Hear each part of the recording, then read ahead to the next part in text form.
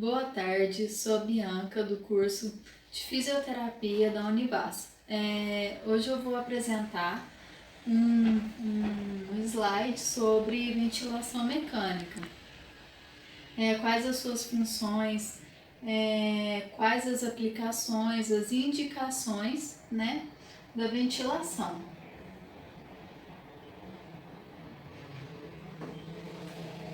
A ventilação mecânica, né, ou suporte ventilatório, é um modo que substitui, né, parcialmente ou totalmente, ou serve como uma proteção para os pacientes que não conseguem realizar, né, a respiração por meio fisiológico, aqueles pacientes que necessitam de uma ventilação protetora também após doenças, pacientes que possuem insuficiência respiratória crônica ou agudizada,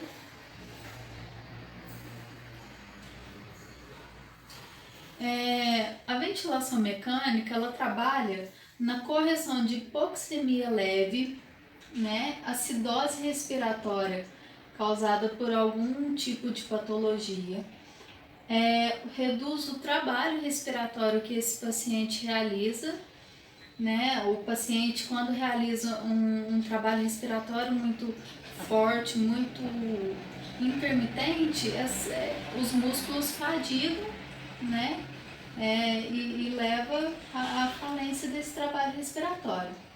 Reverter ou evitar a fadiga respiratória, né? Normalizar os padrões de respiração e aumentar esse CO2 no organismo do paciente. Devido a algumas patologias, esse nível de O2 cai, as trocas gasosas ficam prejudicadas, então é necessário um suporte para aumentar esse nível de oxigênio. Nós temos dois tipos de ventilação mecânica. Seria a ventilação mecânica invasiva, né, que necessita de uma prótese acoplada diretamente, né, na via aérea, para que possa fazer esse tipo de ventilação, né? E a ventilação mecânica não invasiva, ela não necessita dessa prótese na via aérea diretamente, né? Ela é utilizada uma máscara como uma interface entre o paciente e o respirador.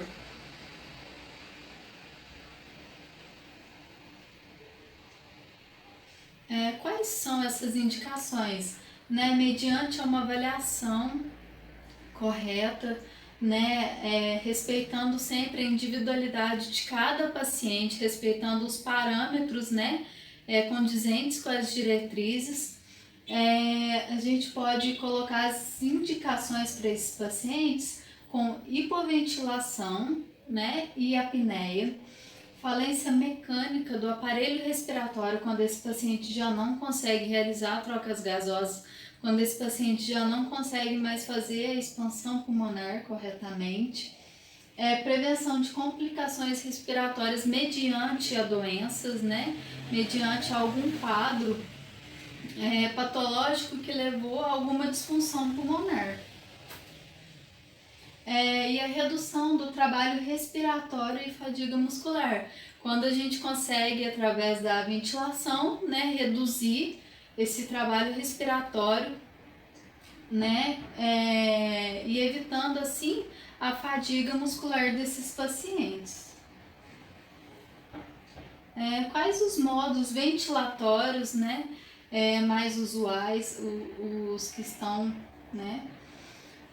A ventilação mandatória controlada, que é a ventilação utilizada quando o paciente está sedado, quando aquele paciente não consegue ter interação com o ventilador, quando ele não consegue realizar uma inspiração, expiração. Então o ventilador ele assume, né, essa respiração para o paciente. A ventilação assistido controlado é quando esse paciente ele tem um nível de consciência legal que dá para ajustar o ventilador ao paciente. Então esse paciente ele realiza o disparo, ele tem controle, né, sobre a sua respiração, mas ele precisa de um suporte ventilatório também. A ventilação mandatória intermitente sincronizada, o paciente também tem um pouco de domínio sobre a respiração, né? Ele consegue interagir com esse ventilador. E a ventilação com pressão positiva contínua nas vias aéreas, que seria onde o paciente tem total controle sobre a sua respiração. Quando ele consegue realizar a inspiração e expiração, normalmente sem fadiga respiratória, ou se tiver essa fadiga, né, a pressão positiva ela consegue estar trabalhando nisso.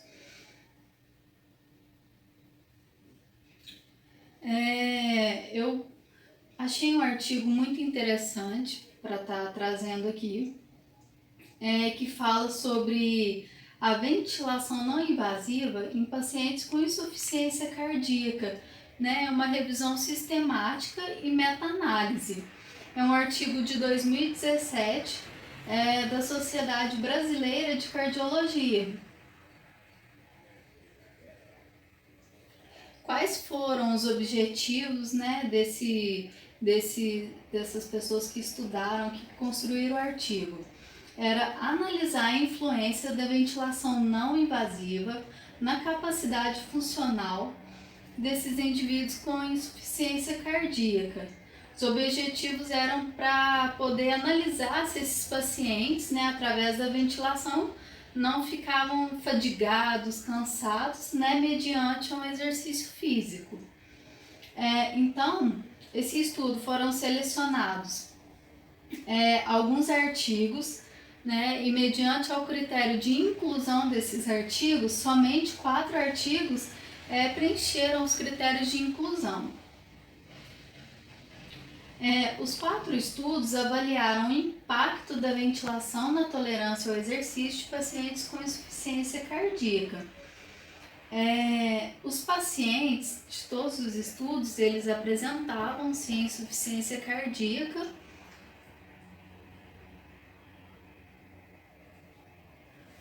O tamanho da população desse estudo variou entre 12 a 22 pessoas. A média de idade dos participantes variaram entre 46 a 61 anos.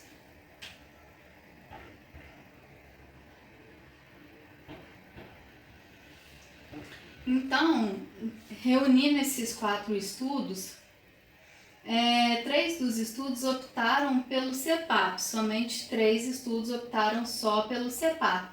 O estudo utilizou o CPAP mais a pressão de suporte.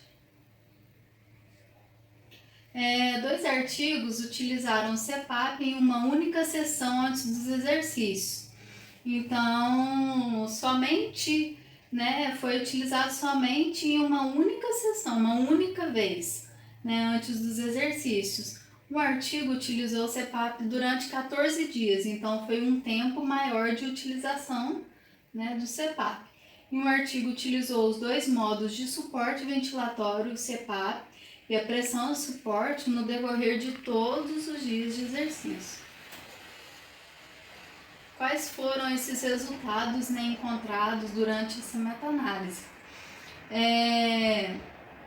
Mostrou que a ventilação não invasiva ela é benéfica, sim, é um método muito eficaz, né, para esses pacientes com insuficiência cardíaca, que possuem uma certa intolerância ao esforço, né? Foi possível ver que esses pacientes apresentaram uma melhora, né, durante a realização desses exercícios. Porém, o artigo também mostrou que há uma lacuna na literatura sobre quais os parâmetros a ser utilizados, quais os melhores parâmetros, né, para cada tipo de paciente seriam melhores utilizados, né, quais são mais adequados para a técnica.